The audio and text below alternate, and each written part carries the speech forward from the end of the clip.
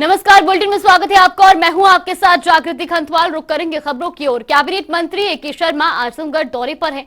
बता दें, आने वाले नगर निकाय चुनाव को लेकर अरविंद कुमार शर्मा ने कहा कि आरक्षण की अधिसूचना जारी कर दी गई है। आरक्षण की जो अधिसूचना है उसमें 6 तारीख की शाम तक आपत्तियां दाखिल करने का समय दिया गया है। जो भी आपत्तियां आएंगी उसका 1-2 दिन में निस्तारण कर दिया जाएगा। उसके बाद भी अगर आरक्षण वाली सूची वो चुनाव आयोग को दे दी जाती है और उसके बाद का पूरा क्रम, कितने चरण में चुनाव होंगे और कब चुनाव होंगे, ये सभी व्यवस्थाएं और विषय चुनाव आयोग की परिधि में आता है। स्थानीय निकाय चुनाव के संबंध में आपको जैसा कि बताया गया था, परसों इसकी अधिसूचना जारी कर दी गई है आरक्षण की। आरक्षण की जो अधिसूचना है उसमें 6 तारीख तक 6 तारीख की 6 बजे शाम तक आपत्तियां दाखिल करने का समय दिया गया है। जो आपत्तियां आएंगी उनको 1-2 दिन में हम लोग उसका निस्तारण करेंगे और उसके बाद आरक्षण वाली जो सूची है वो चुनाव आयोग को दे दी जाती है। उसके बाद का पूरा कार्यक्रम, कितने चरण में चुनाव होंगे, कब कब चुनाव होंगे, कब किन जिलों में होंगे, ये सारा का सारा जो विषय है वो चुनाव आयोग की परिधि में आता है। उसके बाद का सारा निर्णय चुनाव आयोग करेगा। उसके बारे में कुछ कह पाना बड़ा मुश्किल है। वहीं उत्तर प्रदेश निकाय चुनाव से पहले बहुजन समाज पार्टी की लखनऊ में बैठक हुई। बैठक को बसपा प्रमुख मायावती ने संबोधित किया, जिसमें पार्टी के पदाधिकारी शामिल हुए। बता दें, नेता विधानमंडल दल बसपा उमाशंकर सिंह ने बैठक के दौरान कहा कि पार्टी सुप्रीमो मायावती ने आज बैठक में निकाय चुनाव को लेकर मजबूती से काम करने को कहा है। बैठक में तय किया गया कि निकाय चुनाव के मद्देनजर 14 अप्रैल को होने वाले अंबेडकर जयंती मेरठ मंडल का कार्यक्रम नोएडा में होगा। वहीं अन्य 4 मंडल के कार्यक्रम लखनऊ में होंगे। इसके साथ ही पार्टी जिले में वार्ड स्तर पर अंबेडकर जयंती मनाने का अभियान चलाएगी। तो निकाय चुनाव को लेकर जहां बसपा ने आज बैठक की, वहीं आपको बता दें कि 75 जिलों के जिलाध्यक्ष दौरान बैठक में मौजूद रहे। जहां बसपा कार्यालय पर यह बड़ी बैठक आयोजित की गई, तो वहीं पार्टी के सभी पदाधिकारियों के साथ बैठक में निकाय चुनाव को लेकर चर्चा की गई।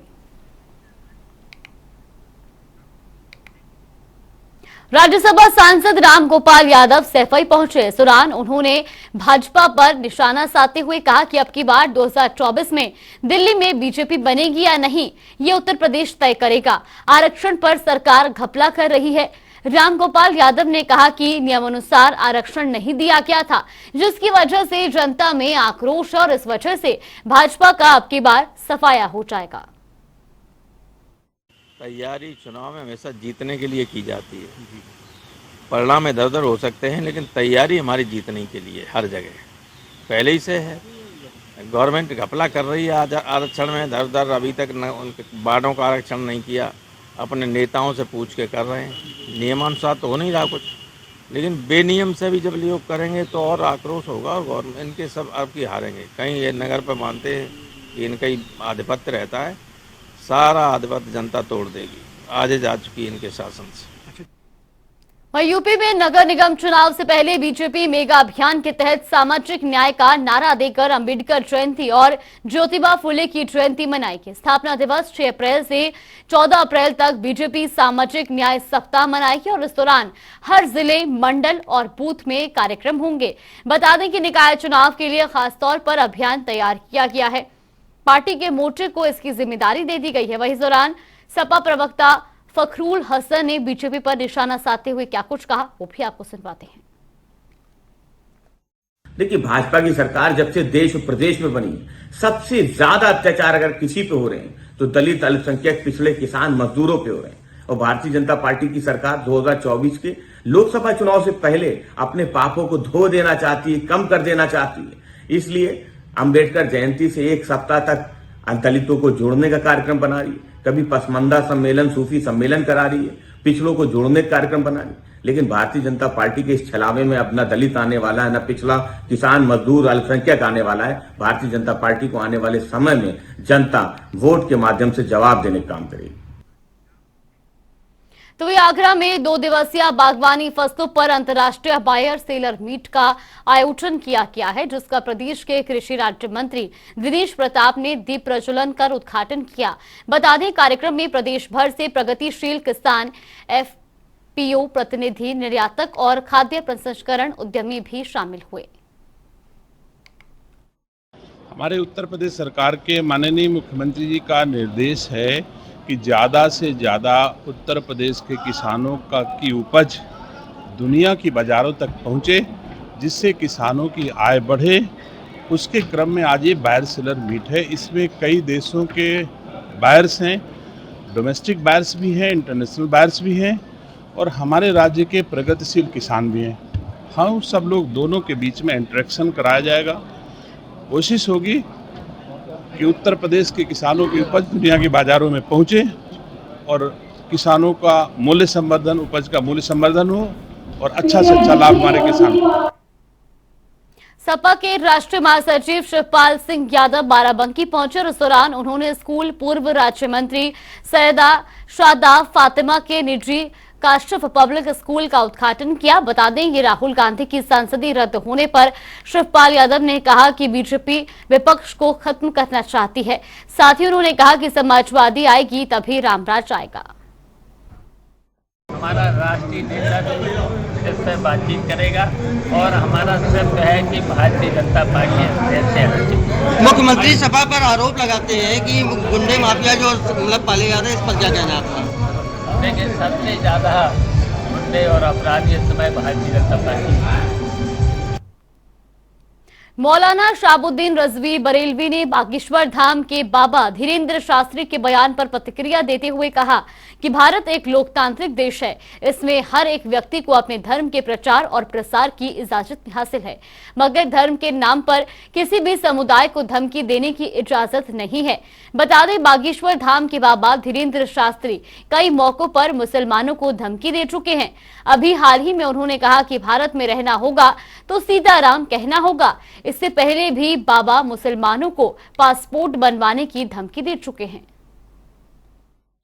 हिंदुस्तान एक जमहूरी मुल्क है और इस जमहूरियत की खूबसूरती यह है कि यहाँ पर हर शख्स को आज़ादी हासिल है कि वह अपने मजहब के बारे में बातें बताए और उसका प्रचार करे, उसकी तशहीर करे, मगर इस बात की इजाज़त नहीं दी जा सकती कि मजहब की आड़ में वो किसी दूसरे समुदाय को और किसी दूसरी कम्युनिटी के लोगों को धमकी भरे अल्फाज इस्तेमाल करें।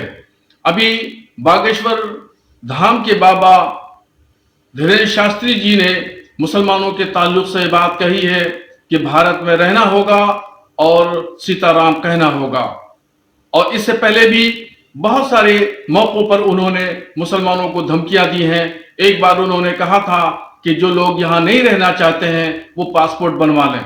इस तरह की बातें, ये धमकियां देना है, तो मैं उनसे कहना चाहता हूं कि वो अपने जुबान पर लगाम लगाएं और अपनी भाषा का इस्तेमाल मर्यादा के दायरे में रखें और उसकी शालीनता बरकरार रखें। और रुक करेंगे बड़ी खबर की ओर। बड़ी और अहम जानकारी आपको बता दें, इस वक्त की ये बड़ी खबर, तो मसूरी में बस हुई दुर्घटनाग्रस्त। ये बड़ी और अहम जानकारी, रोडवेज बस खाई में गिरी। वहीं आपको बता दें कि हादसे में 2 की मौत हुई है जबकि कई लोग घायल हुए हैं। ये बड़ी और अहम जानकारी, तो इस हादसे में 2 लोगों की मौत हुई है और कई घायल बताए जा रहे हैं। मसूरी से ये बड़ी और अहम जानकारी आपको बता रहे, जहां रोडवेज की बस खाई में गिरने से दुर्घटनाग्रस्त हुई है, वहीं इस दौरान हादसे में 2 की मौत हुई है जबकि कई लोग घायल बताए जा रहे। तो ये बड़ी और अहम जानकारी, मसूरी में बस हुई दुर्घटनाग्रस्त, रोडवेज बस खाई में गिरी है और इस दौरान हादसे में 2 लोगों की मौत भी हुई है। तो वहीं आपको बता दें कि कई लोग इस हादसे के बाद घायल बताए जा रहे हैं। हालांकि लगातार वहां पर, और इसी खबर पर ज्यादा जानकारी के लिए हमारे सहयोगी अजीत कामबोज हमारे साथ जुड़ गया। अजीत, सबसे पहले आपसे जानना चाहेंगे, रोडवेज बस दुर्घटनाग्रस्त हुई है, क्या कुछ पूरी अपडेट मिल रही है? बिल्कुल जागृति, अगर राजधानी देहरादून की बात की जाए तो देहरादून मसूरी मार्ग पर आईटीबीपी गेट के पास से रोडवेज की बस दुर्घटनाग्रस्त हुई है, जिसमें लगभग 2 दर्जन के करीब लोगों के सवार होने की बात निकलकर सामने आई थी। एसडीआरएफ, स्थानीय पुलिस और तमाम जो व्यवस्थाएं थी वो यहाँ पर रेस्क्यू ऑपरेशन चलाने का काम कर रहे थे। सीधे तौर पर 42 लोग इस बस में सवार थे और कहीं ना कहीं ये बड़ा हादसा है। इसमें हालांकि भी मृतक कितने हैं और घायल एग्जैक्ट कितने हैं इसकी जानकारी नहीं निकल पाई है, लेकिन दुर्घटना की सूचना मिलते ही जिला प्रशासन तुरंत एक्टिव हुआ, बस को रेस्क्यू किया गया है। यहाँ पर सीधे तौर पर घायलों को निकालकर हायर सेंटर, मैक्स अस्पताल और राजधानी देहरादून के जिला अस्पताल में यहाँ पर भर्ती कराया गया है। यहाँ पर कैबिनेट मंत्री और जो मसूरी के विधायक हैं गणेश जोशी, वो भी पहुंचे हैं। उन्होंने लगातार यहाँ पर घायलों का हाल जाना है। इसके अलावा डीएम देहरादून सोनिका वो खुद मौके पर मौजूद है। उन्होंने घटनास्थल का भी दौरा किया और अस्पताल में भी घायलों से मिली है। साथ ही सीधे तौर पर अस्पताल प्रबंधन को उन्होंने निर्देशित किया है कि तत्काल राहत और बचाव कार्य यहाँ पर शुरू किए जाए और किसी भी तरह की कोई भी परेशानी यहाँ पर घायलों को नहीं आनी चाहिए। जी बिल्कुल अजीत, तो जिस तरह से जानकारी सामने आ रही है कि 2 लोगों की इसमें इस दौरान हादसे में जो है मौत हुई है, इसके अलावा कब तक अभी रेस्क्यू ऑपरेशन चलने वाला है और कितने लोगों को अभी तक बाहर निकाला जा चुका है? बिल्कुल, अगर रेस्क्यू ऑपरेशन की बात की जाए तो वो लगभग पूरा होता हुआ नजर आ रहा है। और घायलों की अगर बात की जाए तो एसडीआरएफ की तरफ से ऑफिशियल जो यहाँ पर आंकड़ा जारी किया गया है उसमें बस में सवार लोगों में से 19 लोगों के घायल होने की बात आई है और टोटल 42 लोग इस बस में सवार थे। मृतक कितने हैं इसकी जानकारी अभी ऑफिशियली एसडीआरएफ या पुलिस की तरफ से जारी नहीं की गई है। और जो स्थानीय लोग हैं उनकी मदद से स्थानीय पुलिस, आईटीबीपी, इन तमाम लोगों ने तत्काल रेस्क्यू ऑपरेशन यहाँ पर चलाया, घायलों को बाहर निकालना शुरू किया था। अब सभी लोग अस्पताल में भिजवाए गए हैं। उसमें से मृतकों का कितना आंकड़ा है हालांकि ये अभी तक क्लियर नहीं हो पाया, लेकिन सूत्रों की माने बिल्कुल अजीत, ये भी जानना चाहेंगे इस दुर्घटना का कारण क्या बताया जा रहा है? बिल्कुल, अगर दुर्घटना की बात की जाए तो मसूरी से देहरादून की तरफ ये बस आ रही थी और पहाड़ी रास्ता था पूरा। जो एसएचओ मसूरी है जो सबसे पहले घटनास्थल पर पहुंचे थे, उन्होंने अपनी प्रथम दृष्टया जो जांच हुई है उसमें बात इधर सामने की बस के अचानक ब्रेक फेल हो गए, जिससे बस अनियंत्रित होकर खाई में जा गिरी और लगभग 90 से 100 मीटर गहरी एक खाई थी जिसमें बस सीधे जा गिरी है और 42 के करीब लोग इसमें सवार थे जो सभी घटनास्थल पर घायल हुए हैं। अब उसमें से सभी घायलों को निकालकर अस्पतालों में रेफर किया गया है और सभी का उपचार चल रहा है। जी बिल्कुल अजीत, बहुत बहुत धन्यवाद आपका हमारे साथ जुड़ने के लिए और तमाम जानकारी हम तक पहुंचाने के लिए। तो ये बड़ी और अहम जानकारी आपको बता रहे हैं मसूरी से, जहां रोडवेज बस दुर्घटनाग्रस्त हुई है और ये एक्सक्लूसिव तस्वीरें भी आपको दिखा रहे टीवी स्क्रीन पर घटनास्थल की, जहां पर लगातार राहत बचाव कार्य जारी है। लगातार जो दुर्घटना में लोग घायल हुए हैं उनको बाहर निकाला जा रहा है। तो ये भी आपको बता दें कि इस बस में कुल 42 यात्री जो है वो सवार थे। हालांकि इनमें से अब तक 2 लोगों की मौत की जो है पुष्टि हुई है और लगातार घायलों का वहां पर रेस्क्यू ऑपरेशन जारी है। घायलों को अस्पताल पहुंचाया जा रहा है।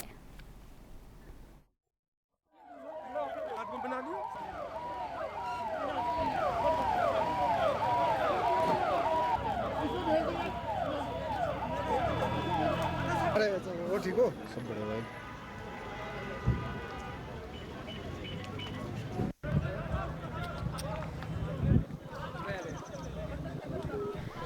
तो मसूरी की एक्सक्लूसिव तस्वीरें भी आपको दिखा रहे घटनास्थल की, जहां पर लगातार राहत बचाव कार्य जारी है।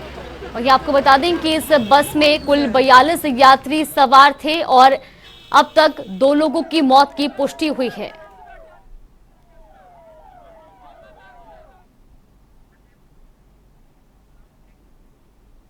वहीं लखनऊ के एडीजी जोन पीयूष मोरडिया ने प्रेस कॉन्फ्रेंस की और इस दौरान उन्होंने कहा कि अवैधानिक कार्य की दशा में प्रशासन सख्त कार्रवाई करेगा। उन्होंने कहा कि सड़क पर टेंट नहीं लगेगा, साउंड कार्यक्रम स्थल के बाहर ना जाएं, रात 10 बजे के बाद साउंड ना बजाएं और सभी लोग सुप्रीम कोर्ट के आदेश का पालन करें। आगे उन्होंने क्या कुछ कहा वो भी आपको सुनवाते हैं।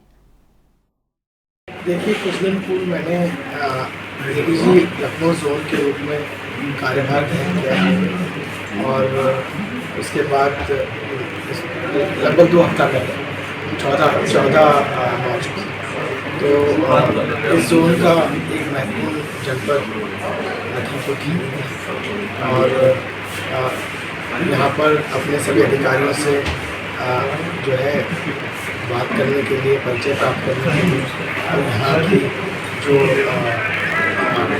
पुलिसिंग है उसके बारे में जानकारी हासिल करने के लिए आज मैं आया और इसी दौरान आप लोगों से मिलना भी एक प्रयोजन था और भविष्य में भी आता रहूँगा, पर चूँकि पहली विजिट है ये सबसे मिलकर जो शासन की अपेक्षा उनसे अपने अधिकारों को अवगत कराना और हम लोग आपस में रूबरू होंगे। काशी में सीआरपीएफ की 95वीं बटालियन ने आज पहाड़िया मंडी स्थित मुख्यालय में 35वां स्थापना दिवस मनाया। कार्यक्रम का शुभारंभ मुख्य अतिथि राज्य मंत्री रविंद्र जायसवाल ने किया। इसके बाद बटालियन के जवानों ने लोकगीत गाए और लोक नृत्य प्रस्तुत कर सबका मन मोह लिया। इस कार्यक्रम में देश के लगभग सभी प्रांत के लोक नृत्य और संगीत प्रस्तुत किए गए। आज 95 बटालियन केंद्रीय रिजर्व पुलिस बल का 35वां स्थापना दिवस है। इस उपलक्ष्य पर आज सांस्कृतिक कार्यक्रम रखा गया है। चीफ गेस्ट कौन रहे आज, क्या क्या हुआ है? इस प्रोग्राम में जो चीफ गेस्ट हमारे हैं Shri Ravindra Jaiswal, stamp duty minister, तथा इसमें है Shri Mutha Ashok Jain IPS police commissioner Varanasi, और इसमें DIG केंद्रीय रिजर्व पुलिस बल और एयरफोर्स के कोमोडोर अनुज गुप्ता लोग भी इसमें उपस्थित हैं। आज CRPF के 95 बटालियन का स्थापना दिवस वाराणसी के पहाड़िया मंडी में कार्यक्रम हो रहा है। CRPF लगभग देश में 3.25 लाख के नौजवानों की एक समूह है जो देश की रक्षा करती है। आज बनारस में भी मंदिर मस्जिद की रक्षा करने की भूमिका है। इनके जो स्थापना दिवस पर कल्चरल प्रोग्राम होते हैं। यहाँ के बच्चे, यहाँ के जवान अलग अलग जिले से आते हैं, स्टेट से आते हैं। हर प्रकार की संस्कृति का यहाँ पर कार्यक्रम होता है। एक तरफ जहां योगी सरकार प्रदेश में बढ़ रहे अपराधों को काबू करने की कवायद में लगी है, तो वहीं प्रशासन की पुलिस सरकार के प्रयासों में पलीता लगाने का काम कर रही है। ऐसा ही एक मामला कानपुर देहात से सामने आया है, जहां पुलिस ने चोरी की घटना का फर्जी खुलासा कर असली आरोपियों की जगह बेगुनाहों को जेल भेज दिया।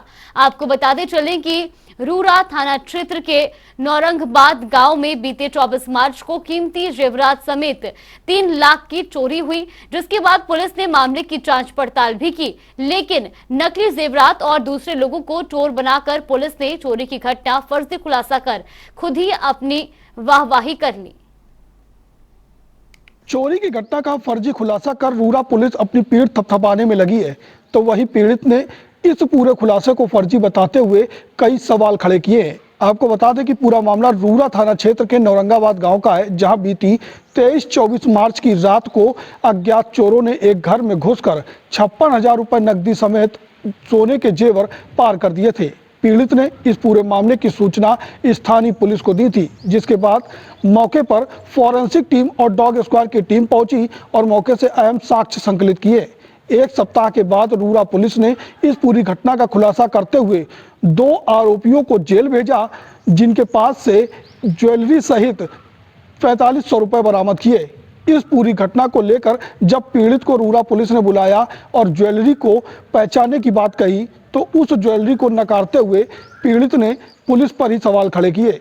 पीड़ित ने कहा कि जो भरोसा पुलिस पर उसका बना हुआ था, इस पूरी घटना का फर्जी खुलासा करने के बाद वह भरोसा टूटता हुआ नजर आया है। आखिर तमाम सवाल खड़े होते हैं कि क्या इस घटना के मुख्य आरोपी पुलिस की गिरफ्त से बाहर हैं, और आखिर पुलिस ने फर्जी लोगों को जेल क्यों भेजा। यह बड़ा सवाल बना हुआ है। इस पूरे मामले पर जिले के पुलिस अधिकारी अब क्या एक्शन लेंगे। कानपुर देहात से गौरव शुक्ला, जनता टीवी। फतेहपुर में संपूर्ण दिवस का आयोजन किया गया। इस दौरान बुजुर्ग दंपति ने शिकायत करते हुए न्याय न मिलने पर आत्महत्या की चेतावनी दी है। पीड़ितों के मुताबिक पुलिस ने जबरदस्ती मकान पर कब्जा कर लिया है और अब उनकी कोई सुनवाई नहीं की जा रही है। फिलहाल अधिकारियों ने शिकायत का संज्ञान लेते हुए समाधान का आश्वासन दिया है। यही है कि हमको सुल्तान खोद के थाने वालों ने कब्जा करा दिया हमारे भतीजे को। हमारे घर में वो रह रहा है, हम लोगों को निकाल रहा, मार रहा है, कहीं कुल्हाड़ी दिखा रहा, कहीं बोगदा दिखा रहा है कि यहाँ से चली जाओ, नहीं हम मार के फेंक देंगे, तुमको यहाँ नहीं रह सकती। रोज मारपीट करता है, हमको खतरा है, जान माल का खतरा है, हमें न्याय नहीं मिल रही है। अब आज रात में हम अपनी जान दे देंगे, हमने लिख कर दे दिया है साहिब को। अमेठी में पौराणिक मंदिर सिद्धदास धाम की महंत रेखा दास के नेतृत्व में 5 दिवसीय पदयात्रा का आयोजन किया गया, जहां सैकड़ों लोग इस पदयात्रा में शामिल हुए। तो वहीं आपको बता दें कि ये यात्रा अमेठी जनपद के जामू ब्लॉक हरगांव धाम से निकलकर जनपद बाराबंकी के कोटवा धाम पहुंचेगी। हरगांव से निकलकर बाबा सिद्धदास की तपोस्थली से लगातार हमारी यात्रा चल रही है, जिसमें हजारों की संख्या में लोग उमड़ कर सहयोग कर रहे हैं और सपोर्ट कर रहे हैं।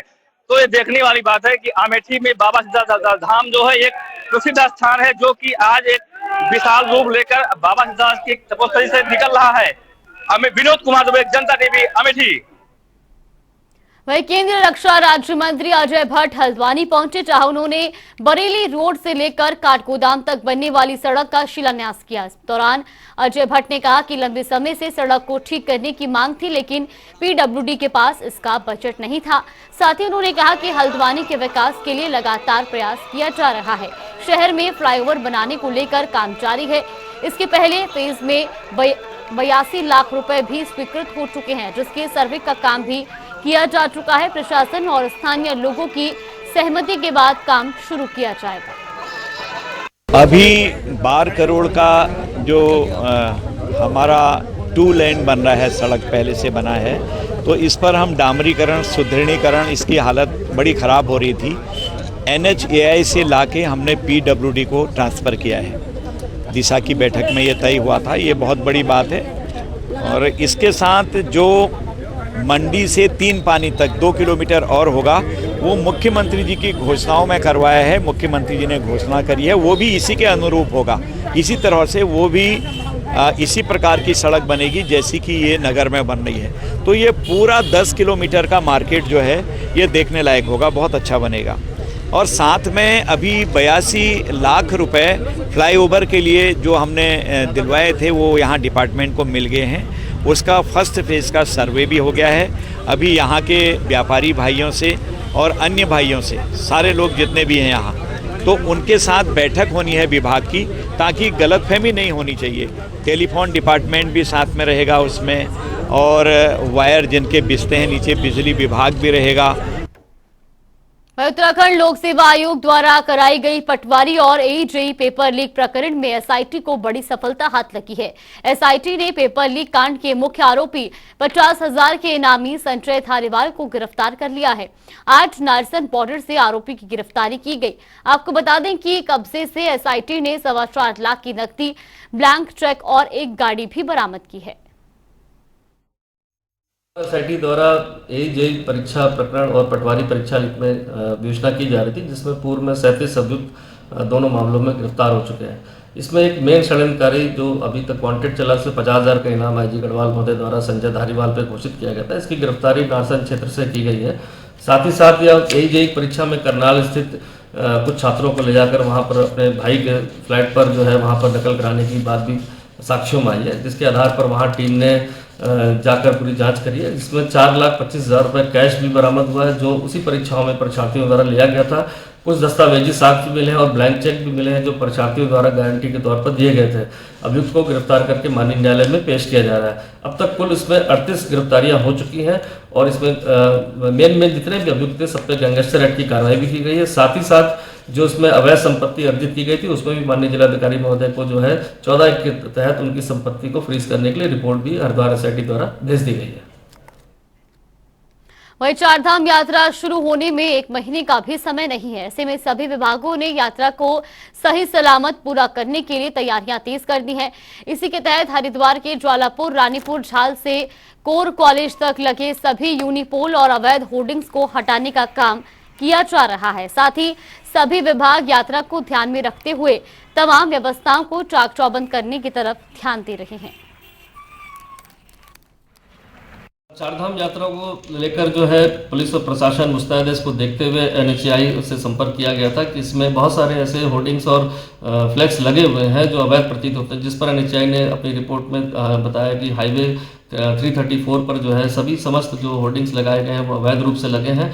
इसको देखते हुए पुलिस ने और मिलकर NHAI के साथ सभी अवैध होर्डिंग्स को हटाया जा रहा है। साथ ही साथ NHAI की जो 334 है उस पर एक रिपोर्ट भी मिली है जिसमें ऐसे अवैध होर्डिंग्स के पीछे कहीं ना कहीं ऐसे माफिया पाए जा रहे हैं जो प्राथमिक जांच में लग रहा है, जिनके द्वारा अवैध होर्डिंग्स लगाई गई है, जो अब बिना अनधिकृत रूप से सरकार को भी कहीं इसमें कोई टैक्स नहीं दिया जा रहा है NHAI को। इसको देखते हुए NHAI के अथॉरिटी से भी कहा गया है कि ऐसे लोगों के विरुद्ध वो तत्काल प्राथमिकी दर्ज कराएं जिससे उनके विरुद्ध कार्रवाई की जा सके। क्योंकि चार धाम यात्रा में हजारों लाखों की संख्या में लोग यहाँ पर यात्री गाड़ियों से आते हैं और इसमें जो बड़े बड़े होर्डिंग्स इस तरह के लगते हैं तो उसको देखकर कहीं ना कहीं ड्राइवर जो है उनका कंसंट्रेशन ब्रेक होता है और जिससे एक्सीडेंट होने की संभावना रहती है। इसको देखते हुए कार्रवाई शुरू कर दी गई है और जो समस्त होर्डिंग पूरे NHAI पर लगाए गए उनको हटाने की प्रक्रिया भी प्रारंभ कर दी गई है। चलिए